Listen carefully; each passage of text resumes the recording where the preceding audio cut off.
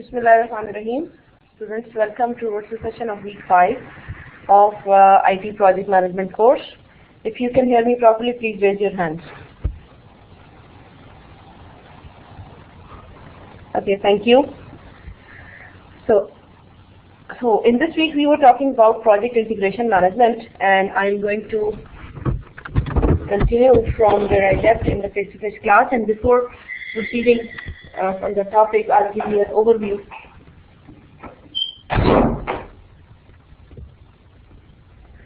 So project integration management is a key knowledge area which links the other knowledge areas together, and it contains many processes which are performed in different phases of project management life cycle.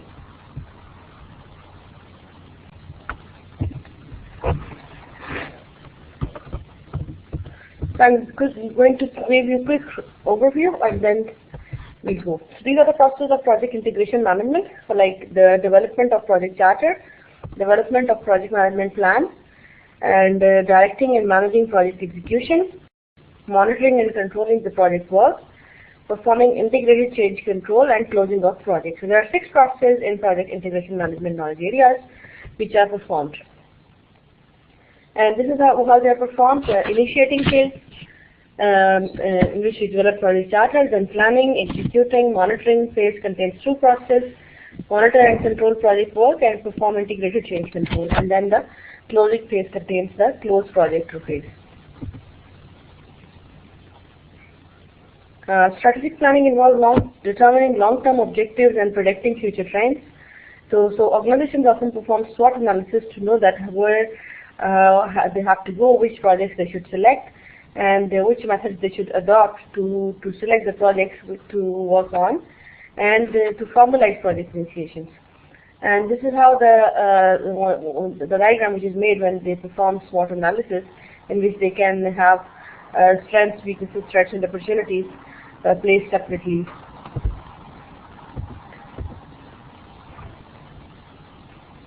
So, and one of the factors they consider, or methods they follow to select projects, they focus on broad organizational needs.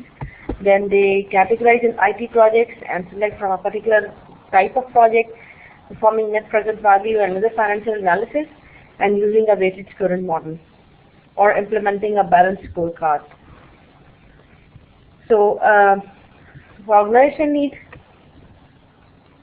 they determine that why they should go for a project. Either it is needed, or they have funds available, or there is a strong will. So any project is selected due to any of these 3 reasons. So, and one of the cases you can categorize IT project. One categorization can be whether the project addresses a problem, opportunity, or directive. And or it can be selected based on some priority, like what is the overall priority of the project. When they perform financial analysis of project, they can have calculation of net present value, they can have return on investment, and they can calculate return on perform payback analysis as well. This is a diagram which tells you that calculation of net present value gives you more insight than the total benefits from a project.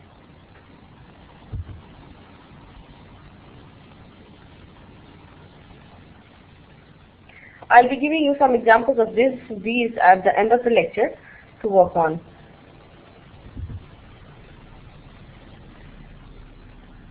And in case of return on investment as well, the higher the ROI, the more it is better. And the payback analysis, the payback period is the amount of time it will take to recoup in the form of net cash inflows, the total dollars invested in the project. So at what time, after how many months or years, the project pays you back. Your initial investment is recovered. So till the time the initial investment is recovered, it is called the payback period. And in this diagram, I told you that these are the bold lines showing the cumulative benefits, and the dotted line shows the cumulative cost. So when your benefits cross the cost line, this point is called payback point, and after, So that the initial period in which the benefits are less than cost, this is called payback period.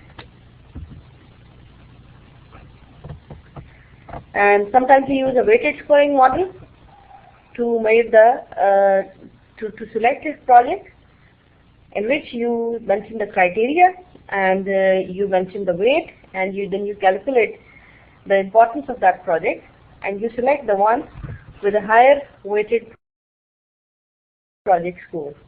So from these 4 projects, project 2 will be selected because it has the higher score. And you can give weight to the criteria which is more important for you. Dr. Robert Kaplan and David Norton developed this approach to help select and manage projects that align with business strategy. A balanced scorecard is a methodology that converts an organizational value drivers such as customer service, innovation. So you can mention any of these criteria and have a balanced scorecard.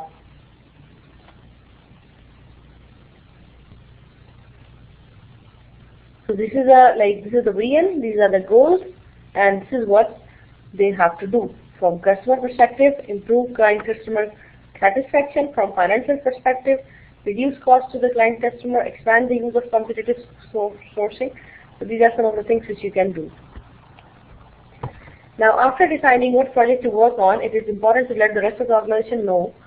The project charter is a document which formally recognizes the existence of project. So you know that the project is formally started, and all the key project stakeholders sign this document.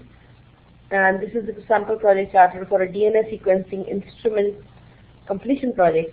You can see here that there is the project title, date of authorization, project start date, project finish date, key schedule milestones, like what are the scheduled milestones. So you only mentioning the key milestones, not the detailed ones.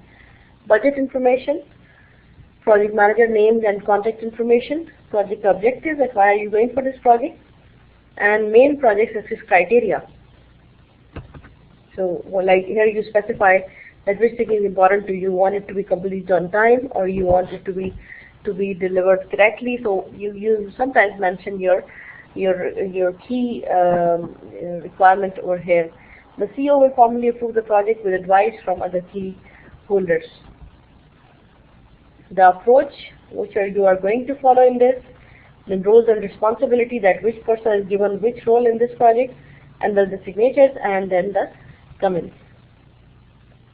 Project management plan is a document used to coordinate all the planning activities, and you write these things, like you write the introduction, description of its organization, management and technical processes which will be used, work to be done, schedule and budget information. So you specify all these things.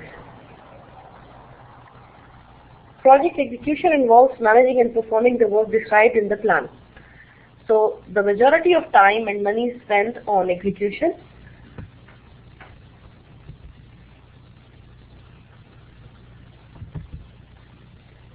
The project manager must lead by example, and organizational culture also has sometimes helped project execution. So because you are provided with guidelines and templates, and you can track performance based on plans. So important skills for project execution required by project managers are leadership, communication, and political skills, product, business, and application area skills and knowledge, and use of specialized tools and techniques. So if the project manager has these skills with him, he is more likely to succeed. Now, for project execution, different tools and techniques are used. For tools and techniques, the project manager can go for expert judgment, where the experts help project managers and their teams to make any decision related to project execution. And you can use a project management information system as well, which is a software, and many organizations use such systems which make communication and coordination possible in a better way. So when you say that you have to perform monitoring and controlling, it means like the changes will occur in the project. The changes can be internal or external. So so the project manager has to allow those changes, has to monitor those changes, and has to control the major changes which are going to affect any of the goals of the project.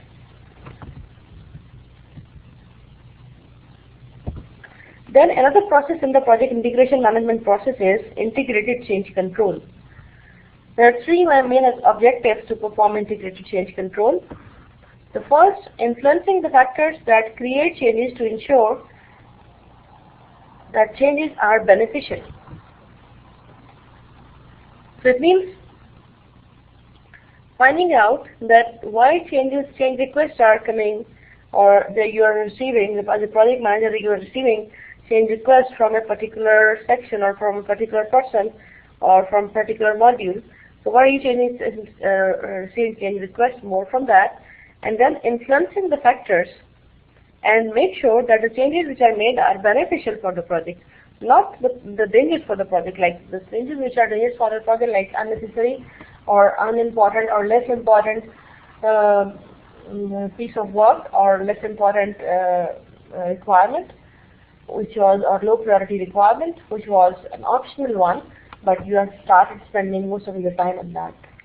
So it will not be beneficial for your project. The second objective is to determining that a change has occurred and managing actual changes as they occur. So determining that the change has occurred and then managing those changes when they are occurring. Change control on information technology projects. The former view was the project team should strive to do exactly what was planned on time and within budget. So this was a former view of, like, for a successful project, you were of the view that the requirements should be fixed or freezed in advance, and then the project team should stick to those requirements and should try to complete the project on time as per the requirements and within budget. This was a former view. There were some problems with this approach, that stakeholders rarely agreed up front on the project scope, and time and cost estimates were inaccurate. So the problem, like the project was not meeting its objective, and it was said that the estimates were incorrect. Modern view is project management is a process of constant communication and negotiation. Changes are often beneficial and the project team should plan for them. So in modern view of project management, changes are not something which is considered a very odd thing, or you can say that change is not something which is not welcomed by a project manager and his team. It is considered that changes will occur and changes can be beneficial for the project as well, and they go for that change. Change control system is a formal documented process that describes when and how official project documents and work may be changed, and describes who is authorized to make changes and how to make them. So who will make the change, how it will occur, so all these things are documented in the change control system. Change control board is a formal group of people responsible for approving or rejecting changes on the project. So you don't make it the decisions about change solely, rather you make a board, a group of people who, whenever a change request comes, they either approve the request or deny that request. And all the changes which are made in the initial requirements or in the initial scope are made after the approval of this board. CCBs provide guidelines for preparing change requests, evaluate change requests, and manage the implementation of approved changes. And they also manage whether the changes are correctly being implemented or not. Include stakeholders from entire organization, not only from customers and not only for the project, from the project managers and from management, and it involves stakeholders from all quarters.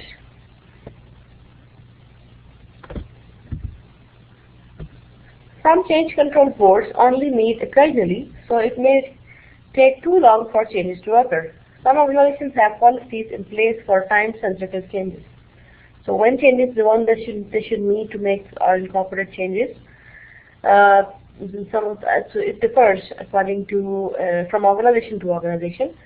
Some organizations have 48-hour policy, allows project team members to make decisions. Then they have 48 hours to reverse the decision pending senior management approval. Delegate changes to the lowest level possible, but keep everyone informed of the changes.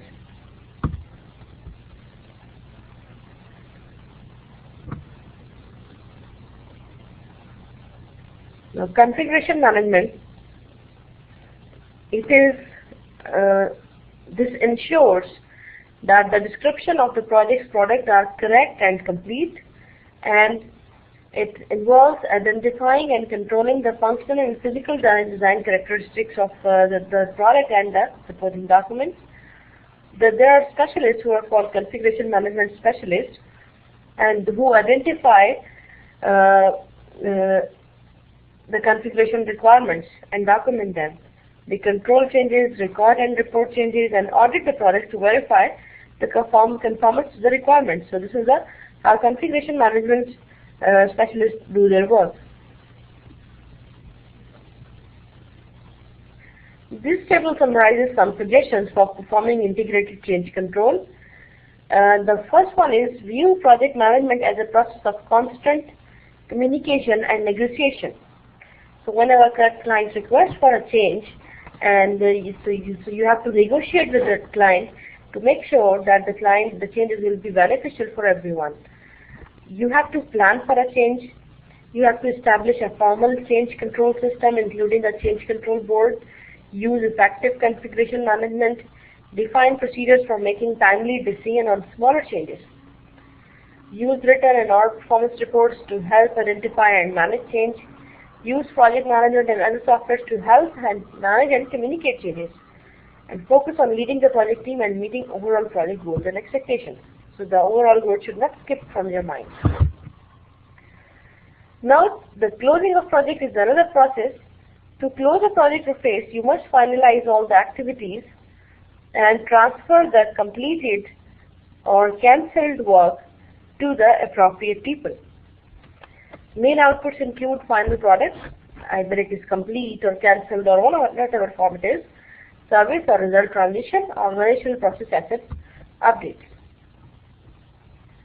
Several types of software can be used to assist in project integration management. There are many available there.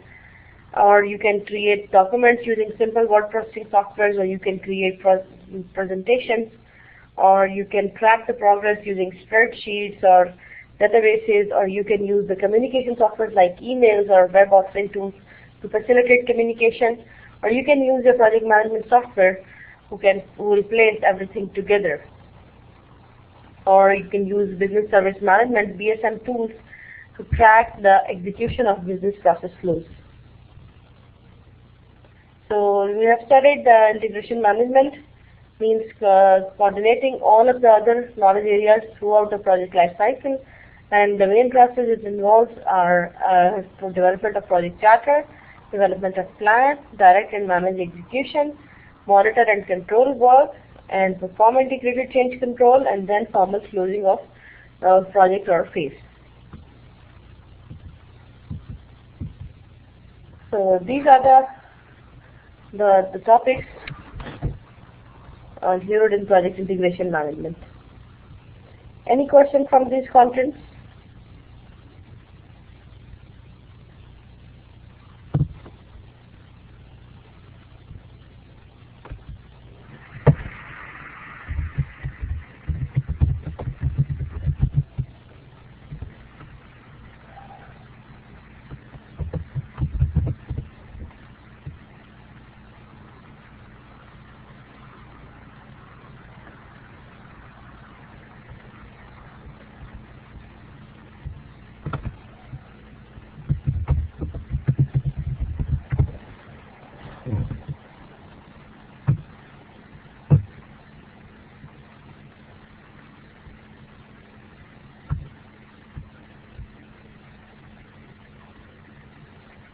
Yes, what is your question about assignment?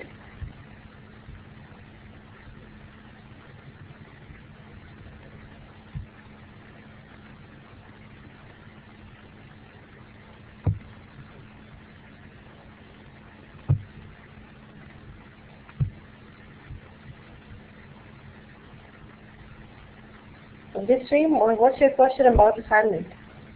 I have placed assignment questions in the assignment section on the blackboard. See, you can explore it over there. That assignment 1 is available over there. And remember, I have already posted the details about all assignments in the announcement section, and the late submission policy about assignments as well.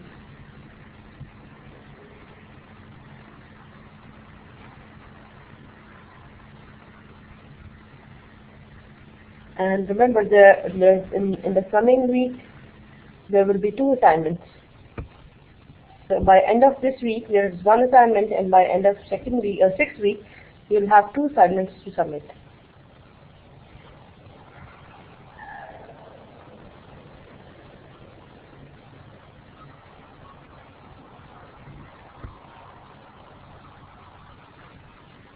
See, if you explore announcement, you will find complete detail of assignments of this course. There are total 7 assignments, and the details about assignment, the question number which you have to perform, the questions which you have to perform, and deadlines, all are given on the announcement. So please see that.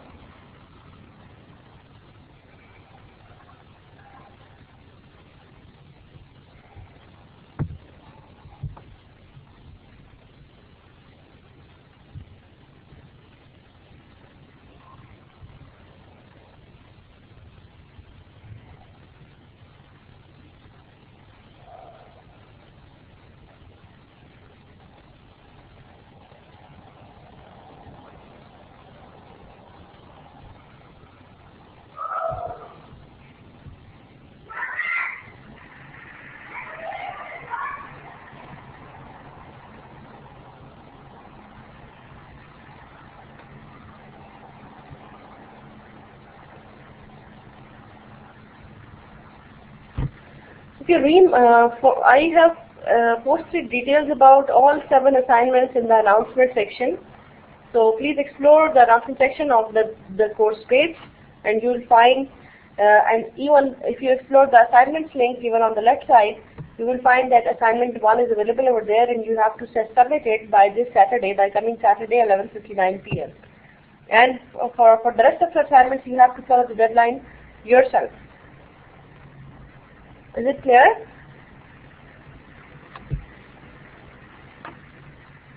Anyone else facing the same problem? Can you hear me? If you can hear me, please raise your hand.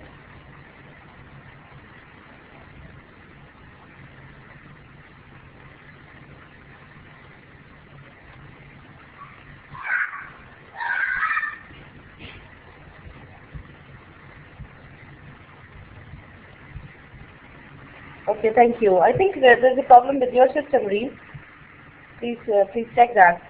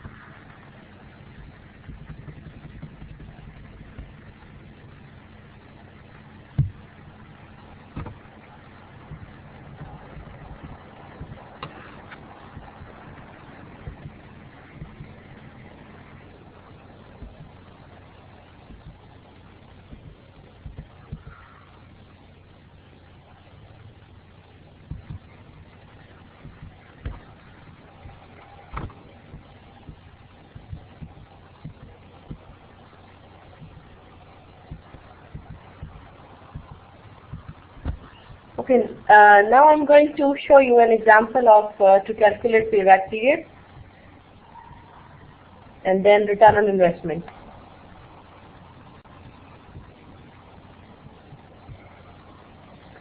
Okay, let's look at this example. A company spends $100,000 developing and implementing an application, and then receives a net cash return of $20,000 a year. So the initial investment was $100,000 and the net cash value was $20,000. So you divide, to calculate the payback period, you divide initial investment with net cash flow, and your payback period is 5 years. So it means after 5 years you will start receiving benefits from this application. Okay, is it clear?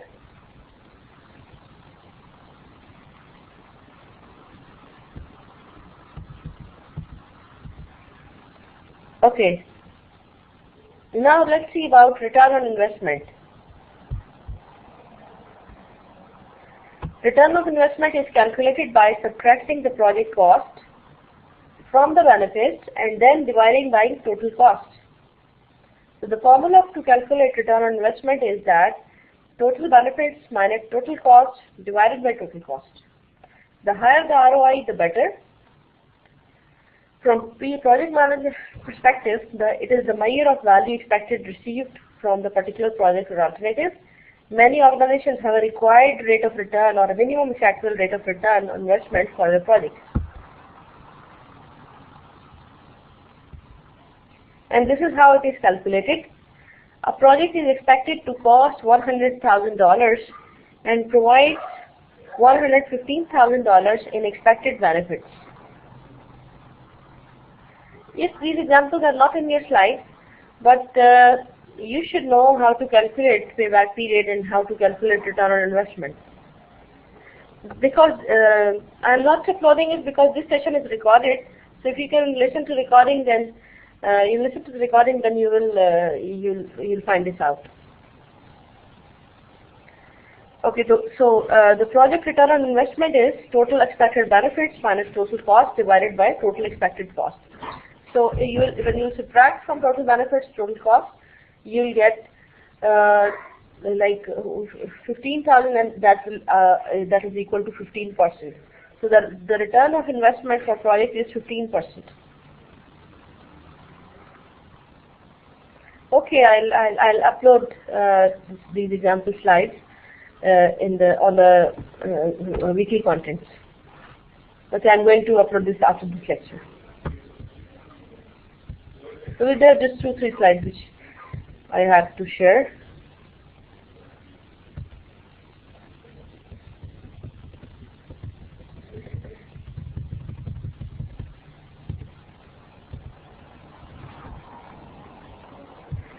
Okay, now let me give you some questions for practice.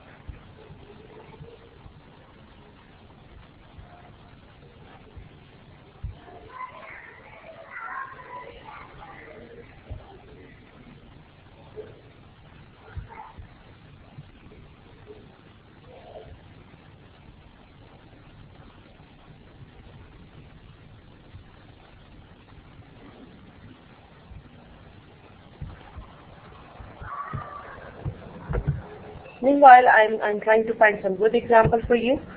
You can watch this video, the link I just pasted about calculation of ROI.